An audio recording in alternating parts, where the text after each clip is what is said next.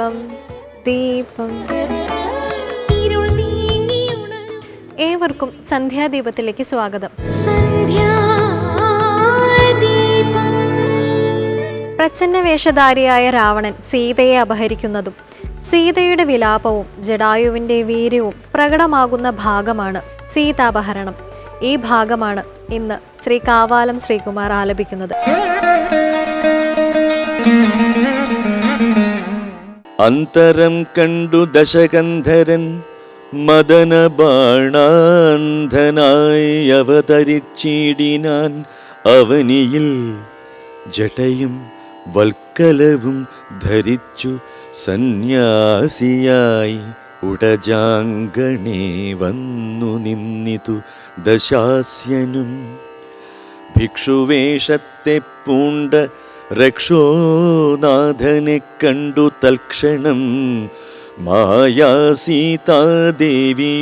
വിനീതയായി നത്വാ സംപൂജ്യ ഭക്ത്യാ ഫലമൂലാദികളും ദത്വാ സ്വാഗതവാക്യമുക്ത്വാ പിന്നെയും ചൊന്നാൾ. അത്രൈവ ഫലമൂലാദികളും ഭുജിച്ചുകൊണ്ടിത്തിരി നേരം ഇരുന്നിടുക തപോനിധേ. ഭർത്താവു വരുമിപ്പോൾ ത്വൽപ്രിയമെല്ലാം ചെയ്യും ക്ഷുത്രിടാദിയും തീർത്തു വിശ്രമിച്ചാലും ഭവാൻ. ഇത്തരം മായാദേവി മുഗ്ധാലാപങ്ങൾ കേട്ടു സത്വരം ഭിക്ഷുരൂപി സസ്മിതം ചോദ്യം ചെയ്താൻ. കമലവിലോചനേ കമനീയാംഗി നീയാരമലേ ചൊല്ലിടു നിൻ കമിതാവാരെന്നതും നിഷ്ഠുരജാതികളാം രാക്ഷസരാദിയായ ദുഷ്ടജന്തുക്കളുള്ള കാനനഭൂമി തന്നിൽ നീയൊരു നാരീമണി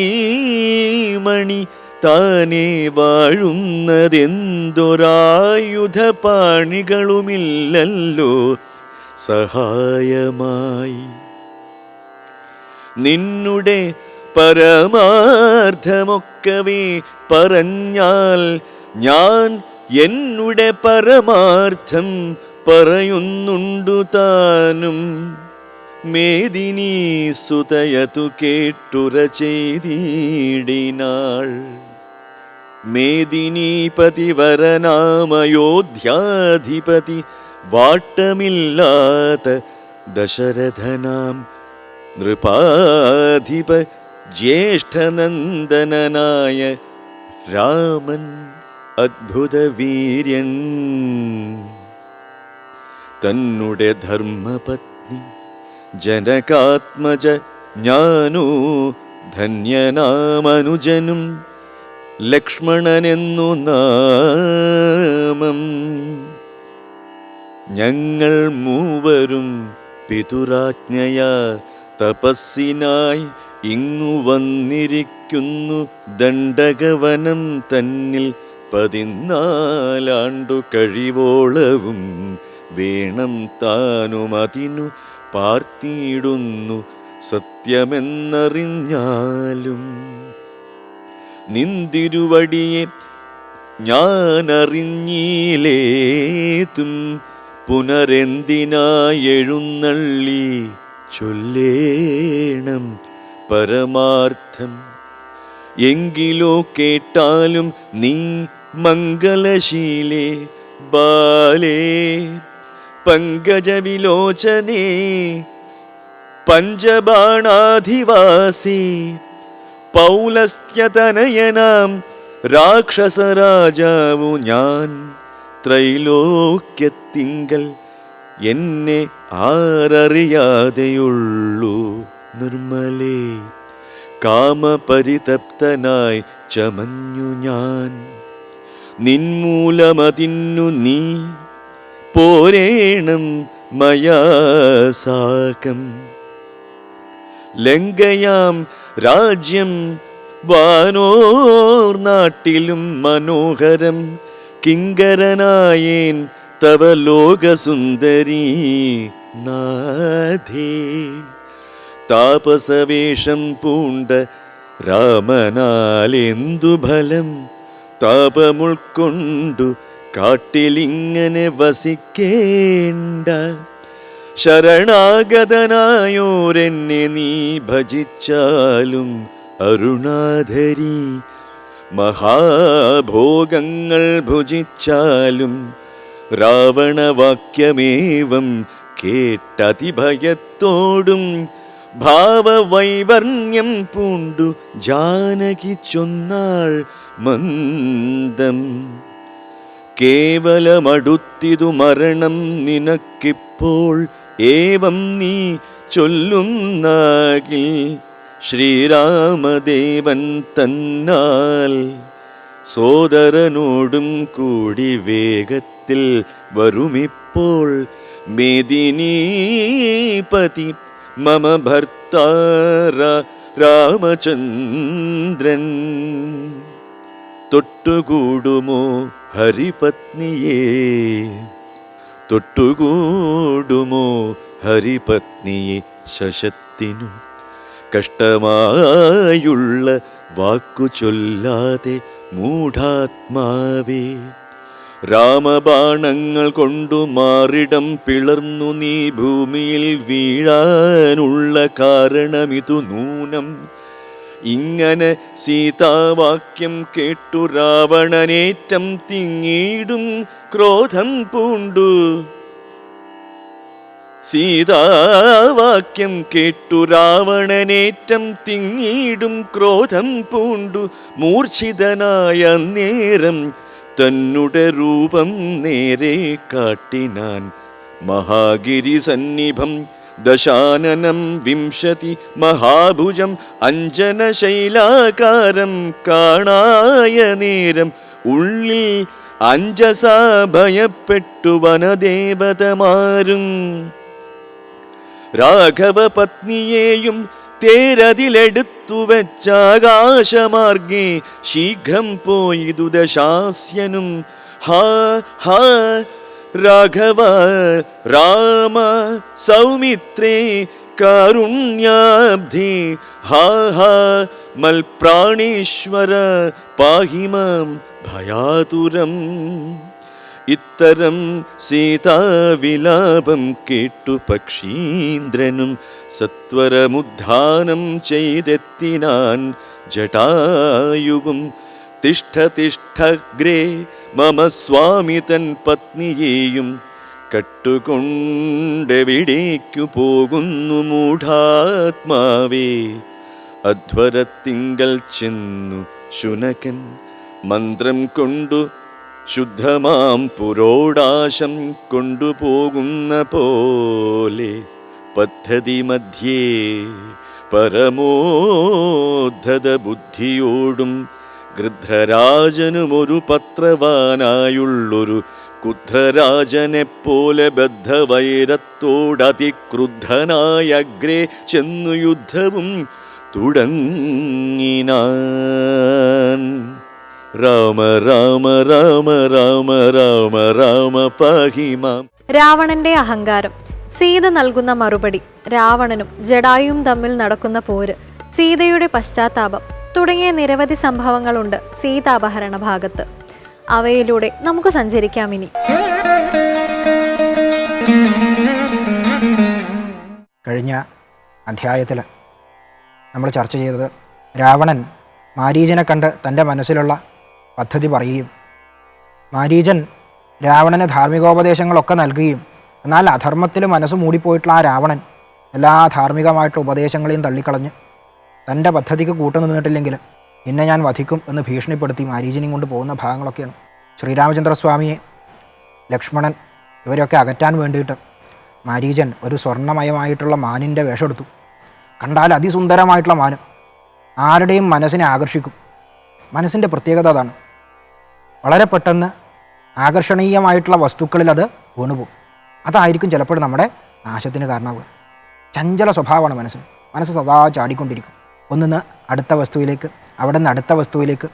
ഈ ചാട്ടമാണ് യഥാർത്ഥത്തിൽ മാരീചൻ എന്നുള്ള സങ്കല്പത്തിൽ നമ്മൾ കാണേണ്ടത്. അഗ്നിമണ്ഡലത്തിൽ യഥാർത്ഥ സീതാദേവി ഇരിക്കുന്നുണ്ടെങ്കിലും രാവണൻ ഇതൊന്നും അറിയുന്നില്ല.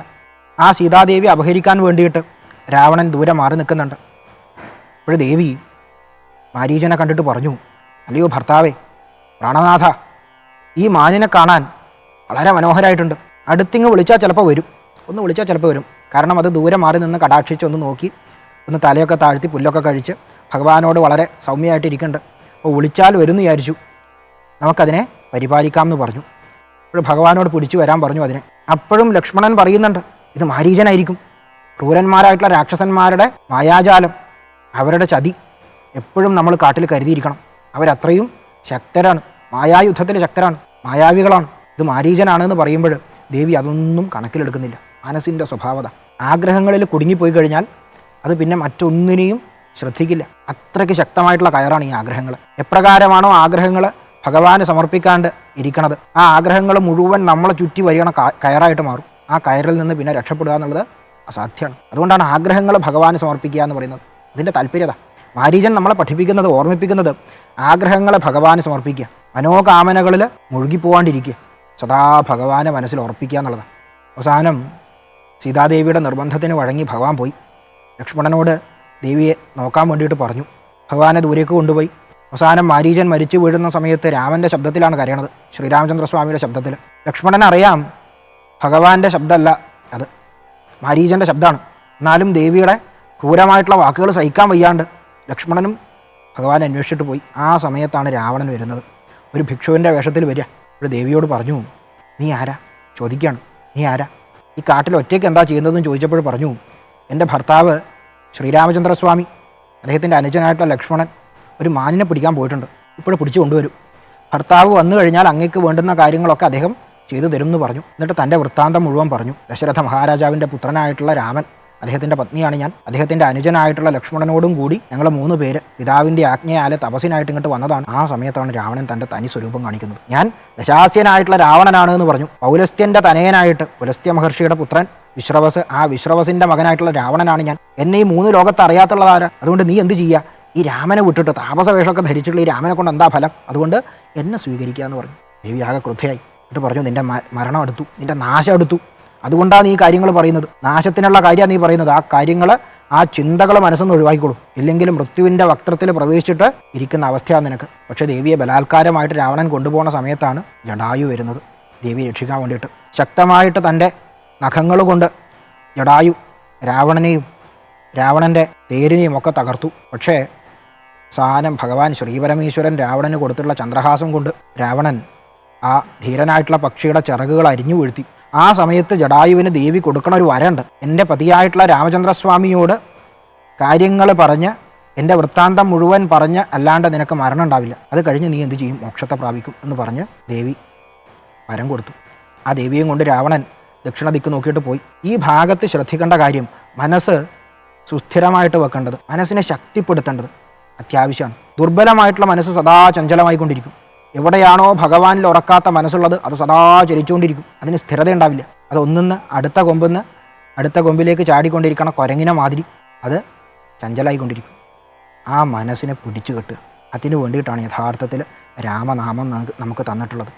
കർക്കിടക മാസത്തിൽ രാമായണം പാരായണം ചെയ്യുന്നതും ആ രാമനാമം സദാ ജീവിതത്തിൽ എല്ലാ അവസ്ഥയിലും എല്ലാ സമയത്തും കയ്യിൽ കൊണ്ട് നടക്കുന്നത്, പ്രാണനിൽ കൊണ്ട് നടക്കുന്നതിൻ്റെ താല്പര്യം ആ മനസ്സിനെ ശക്തിപ്പെടുത്താൻ വേണ്ടിയിട്ടാണ്. ഭഗവാനിൽ ഉറച്ച മനസ്സിന് മാത്രമേ എന്ത് ചെയ്യാനാവൂ, പ്രാണനെ ഭഗവാനിൽ ലയിപ്പിക്കാൻ പറ്റും. എവിടെയാണോ മനസ്സ് ഭഗവാനിൽ ഉറക്കാത്തത് ആ സ്ഥലത്ത് അവിടെ പ്രാണൻ എന്ത് ചെയ്യില്ല, ഭഗവാനിൽ ലയിക്കില്ല. എന്തൊക്കെ നമ്മൾ കാണിച്ചു കൂട്ടിയിട്ടും കാര്യമില്ല, മനസ്സ് ഭഗവാനിൽ ഉറക്കണം. അതാണ് ഏറ്റവും ആദ്യം വേണ്ടത്. അതിന് വേണ്ടിയിട്ടാണ് രാമനാമത്തെ നമുക്ക് തന്നിട്ടുള്ളത്.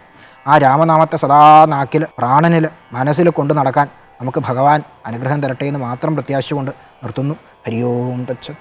ശ്രീ ഗുരുഭ്യോ നമഃ.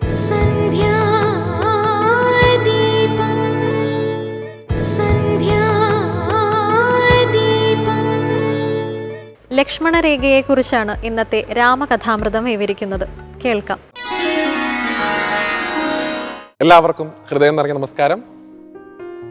രാമായണത്തിൽ ഏറ്റവും തിളക്കമുള്ള ഒരേടാണ് ലക്ഷ്മണൻ എന്ന് പറയുന്ന കഥാപാത്രം. ലക്ഷ്മണന്റെ സാന്നിധ്യം സദാസമയവും നമുക്ക് രാമായണത്തിൽ കാണാം. അദ്ദേഹത്തിന്റെ വിശേഷപ്പെട്ട ഒരു പ്രവർത്തനം അത് ഇന്നും പല സന്ദർഭങ്ങളിലും ഒരു ശൈലിയായി മലയാളികൾ ഉപയോഗിക്കാറുണ്ട്. അത് ലക്ഷ്മണരേഖ എന്ന് വിളിക്കപ്പെടുന്ന ഭഗവാന്റെ പ്രധാനപ്പെട്ട ഒരു ലീലയാണ്. ഇന്നത്തെ അധ്യായത്തിൽ നമ്മൾ സംസാരിക്കുന്നത് ലക്ഷ്മണരേഖയെക്കുറിച്ചാണ്. ഒപ്പം സീതാപഹരണം വരെയുള്ള കഥയും നമുക്കിന്ന് അനുസ്മരിക്കാം. ഈ രംഗത്തിന് മുൻപായി ഒരു രംഗം എനിക്ക് പങ്കുവെക്കാനുള്ളത്, ഭഗവാൻ വനവാസത്തിനായിട്ട് പുറപ്പെടുന്ന സമയത്ത് നോക്കൂ, കൈകേയി മാതാവ് ആവശ്യപ്പെട്ടത് 2 വരങ്ങളാണ്. ഒന്ന്, ഭരതനെ രാജാവാക്കണം. 2, രാമനെ കാട്ടിലേക്ക് അയക്കണം. സീതയെ കാട്ടിലേക്ക് അയക്കണമെന്നോ അല്ലെങ്കിൽ ലക്ഷ്മണനെ കാട്ടിലേക്ക് അയക്കണമെന്നോ ഒരിക്കലും കൈകേയി മാതാവ് ആവശ്യപ്പെട്ടിട്ടില്ല. ധർമ്മപത്നി എന്നുള്ള സ്ഥാനത്ത് ഇരുന്നു കൊണ്ട് സീത ഭഗവാന്റെ കൂടെ പോവേണ്ട ആള് തന്നെയാണെന്ന് വിചാരിക്കാം. ലക്ഷ്മണന് യാതൊരു ബാധ്യതയും ഉണ്ടായിരുന്നില്ല ഭഗവാന്റെ കൂടെ പോവാൻ. പക്ഷേ ആ സഹോദര സ്നേഹത്തിന്റെ ബാഹുല്യം കൊണ്ട് രാമൻ എന്ന് പറഞ്ഞാൽ എൻ്റെ ജീവനാണ് എന്നുള്ള ഭാവമുള്ളത് കൊണ്ട് ലക്ഷ്മണൻ അദ്ദേഹത്തെ അനുഗമിച്ചു. അങ്ങനെ ലക്ഷ്മണൻ വനത്തിലേക്ക് പോകുന്നതിന് മുമ്പായി ലക്ഷ്മണന്റെ മാതാവായിട്ടുള്ള സുമിത്ര ലക്ഷ്മണന് കൊടുക്കുന്ന ഒരു ഉപദേശത്തെക്കുറിച്ച് രാമായണത്തിൽ പറയുന്നുണ്ട്. പ്രശസ്തമായിട്ടുള്ള വരരുചിയുടെ കഥയുമായി ബന്ധപ്പെട്ട് നമ്മൾ പറയാറുള്ള രാമായണത്തിലെ ഏറ്റവും പ്രധാനപ്പെട്ട ശ്ലോകം ഇതാണ് എന്നാണ് സങ്കല്പം. രാമം ദശരഥം വിദ്ധി മാം വിദ്ധി ജനകാത്മജാം അയോധ്യാമടവിം വിദ്ധി ഗച്ഛതാധയതേ സുഖം എന്നാണ്.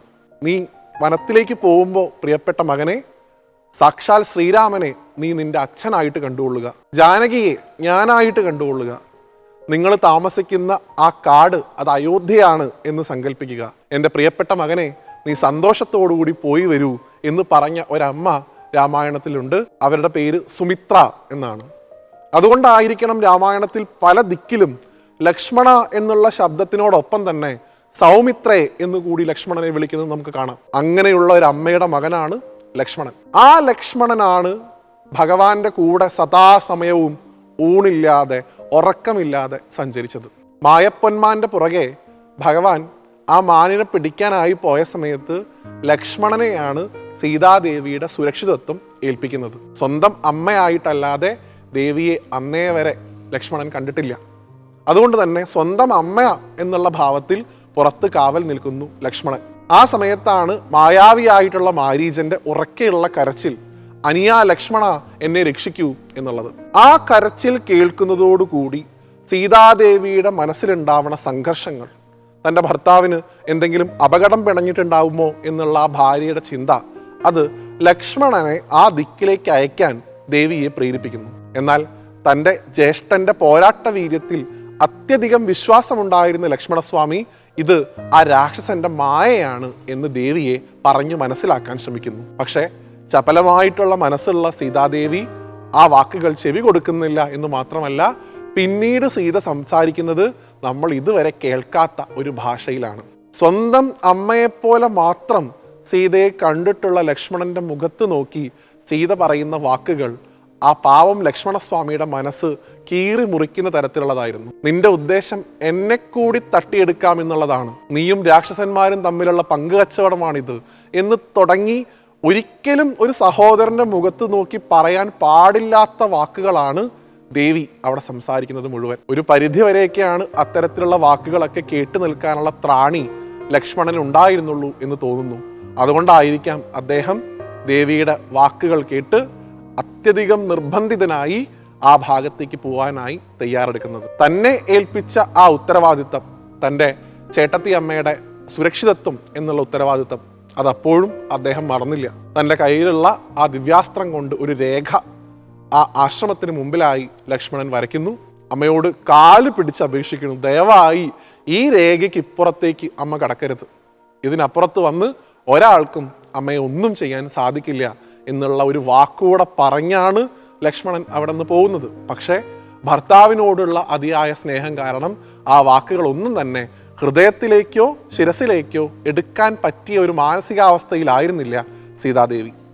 ആ സമയത്താണ് പ്രച്ഛന്ന വേഷധാരിയായി ഒരു ഭിക്ഷക്കാരൻ്റെ, ഒരു ബ്രാഹ്മണന്റെ വേഷത്തിൽ ഭിക്ഷാന്തേഹിയായി രാവണൻ അവിടെ പ്രത്യക്ഷപ്പെടുന്നതും ദേവിയോട് ഭിക്ഷ ചോദിക്കുന്നതും ഭിക്ഷ തരേണ്ടത് ദൂരെ മാറി നിന്നല്ല തൊട്ടടുത്ത് വന്നാണ് എന്ന് നിർബന്ധിക്കുന്നതും, ലക്ഷ്മണ രേഖയ്ക്ക് ഇപ്പുറത്തേക്ക് ദേവിയെ കൊണ്ടുവരുന്നതും, കടന്നു പിടിച്ച് ദേവിയെ തട്ടിക്കൊണ്ടുപോകുന്നതും. ഒരു നിമിഷം മനസ്സിലുണ്ടായ ഒരു തെറ്റിദ്ധാരണയ്ക്ക് ആ ദേവി അനുഭവിക്കേണ്ടി വന്ന യാതനകൾ പിന്നീട് എത്രത്തോളമാണ് എന്ന് രാമായണം നമുക്ക് കാണിച്ചു തരുന്നുണ്ട്. ഒരു സുഹൃത്തിനെ, ഒരു സഹോദരനെ ഒക്കെ അവിശ്വസിക്കുന്നതിന് മുമ്പ് അത്രയധികം പ്രകടമായിട്ടുള്ള തെളിവുകൾ നമുക്ക് മുമ്പിലുണ്ടോ എന്ന് പരിശോധിക്കുന്നത് നന്നായിരിക്കും. ആ സുഹൃത്ത് നമുക്ക് വേണ്ടി നിലകൊള്ളുന്ന ആളായിരിക്കാം. അദ്ദേഹത്തിൻ്റെ ഒരു നിയന്ത്രണം നമ്മുടെ ജീവിതത്തിലുള്ളത് നമ്മുടെ സംരക്ഷണത്തിനാണ് എന്ന് മനസ്സിലാക്കുന്നതാണ് യഥാർത്ഥത്തിലുള്ള സ്നേഹം. ദേവി ഒരു ലീലയിലൂടെ നമുക്കത് കാണിച്ചു തന്നതായിരിക്കാം എന്ന് പ്രതീക്ഷിക്കാം.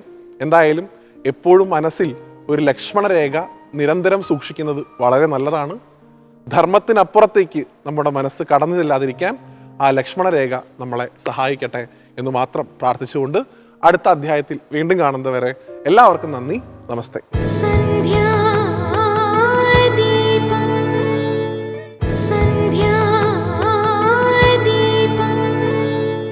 ഇനി ഇന്നത്തെ ദീപാരാധന കാഴ്ചയ്ക്കായി ക്ഷേത്രാങ്കണത്തിലേക്ക് പോകാം.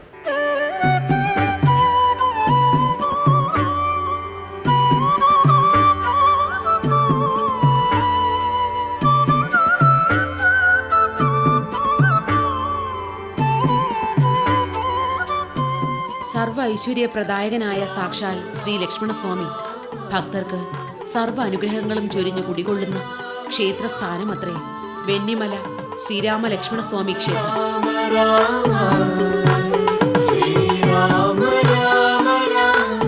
കോട്ടയം ജില്ലയിലെ പുതുപ്പള്ളി പഞ്ചായത്തിലാണ് വെന്നിമല ശ്രീരാമ ലക്ഷ്മണസ്വാമി ക്ഷേത്രം സ്ഥിതി ചെയ്യുന്നത്.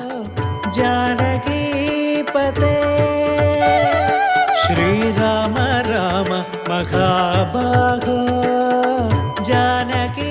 വളരെയധികം ചരിത്രങ്ങളും ഐതിഹ്യങ്ങളും ഉറങ്ങിക്കിടക്കുന്ന വെന്നിമല ക്ഷേത്രത്തിന്റെ ഉൽപ്പത്തിയെ സംബന്ധിച്ച് പറഞ്ഞു കേൾക്കുന്ന ഐതിഹ്യമുള്ളത് ഇപ്രകാരമാണ്. ഒരു കാലത്ത് കൊടുങ്ങല്ലൂർ ആസ്ഥാനമാക്കി ഭരിച്ചിരുന്ന പെരുമാക്കന്മാരിൽ അവസാന ഭരണാധികാരിയായിരുന്ന ചേരമാൻ പെരുമാൾ ഒരിക്കൽ കേരളത്തിന്റെ തെക്കൻ പ്രദേശങ്ങൾ സന്ദർശിക്കുന്നതിനായി ജലമാർഗം യാത്ര തിരിക്കുകയുണ്ടായി. ഈ യാത്രയിൽ അദ്ദേഹം സഞ്ചരിച്ചിരുന്ന വഞ്ചി ഒരു രാത്രിയിൽ വേമ്പനാട്ട് കായലിൽ എത്തിച്ചേർന്ന സമയത്ത് ആകാശത്ത് കിഴക്കുഭാഗത്തായി അദ്ദേഹം ഒരു അത്ഭുത കാഴ്ച കാണുവാനിടയായി. നക്ഷത്രങ്ങളെപ്പോലെ പ്രകാശമതികളായ 7 ജ്യോതിസുകൾ ആകാശത്ത് പ്രദക്ഷിണം ചെയ്യുന്നത് പോലെ രാജാവിന് തോന്നി. അവ സപ്തർഷികൾ തന്നെയാണെന്ന് വിശ്വസിച്ച രാജാവ് ആ ദിവ്യ ജ്യോതിസ് കണ്ട ദിക്കിലേക്ക് വഞ്ചി തിരിച്ചുവിടാൻ അനുചരന്മാർക്ക് നിർദ്ദേശം നൽകി. എന്നാൽ വഞ്ചി പുതുപ്പള്ളി ഭാഗത്തുള്ള പാലൂർ പണിക്കരുടെ വീട്ടുകടവിനടുത്തെത്തിയപ്പോൾ നദി അവിടെ അവസാനിക്കുകയും മുമ്പോട്ടുള്ള യാത്ര അസാധ്യമായി തീരുകയും ചെയ്തു. അതിനാൽ രാജാവും പരിവാരങ്ങളും പാലൂർ പണിക്കരുടെ കടവിലിറങ്ങി പണിക്കരെ വിളിച്ചു വരുത്തി.